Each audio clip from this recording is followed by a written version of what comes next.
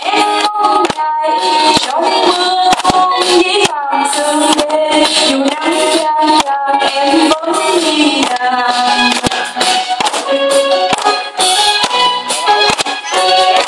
Vì trong gian khó em trưởng thành, nào xa hiên nguy em ra chiến trường,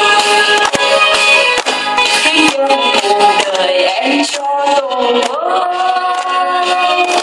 áo xanh đẹp màu anh đi xung phong.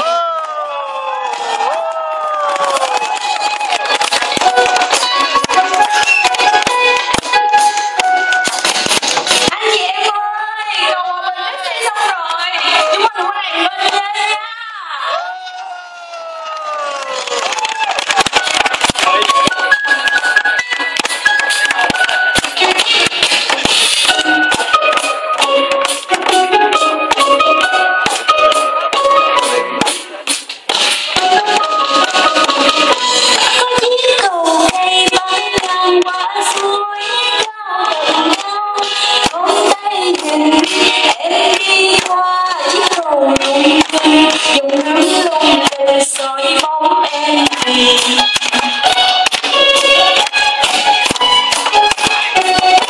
còn che lắm lá chân em nhớ nhà, dòng nước trôi nhanh em vùi băng. Chưa nói bài thứ tư hả? Có ai nào ngờ em qua cầu hay nói về tạo viên ở đây nó cài cái khúc Nguyễn Minh Khiêm mới biết không? Cài đoạn Nguyễn Minh Khiêm với lại Minh Cai á, đẹp Cai á. Cái đoạn một nhạc mới biết không? Có nghĩa là từ cầm nhà đúng không? Cầm từ nhà em chạy xuống thành phố khoảng 100 mét nữa tới.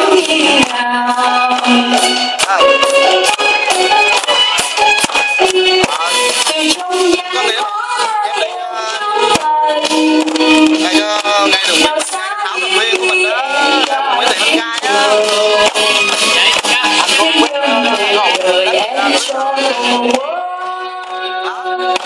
áo xanh đẹp màu thanh niên xung phong, khi nhân cuộc đời em cho tổ quốc áo xanh đẹp màu thanh niên xung phong.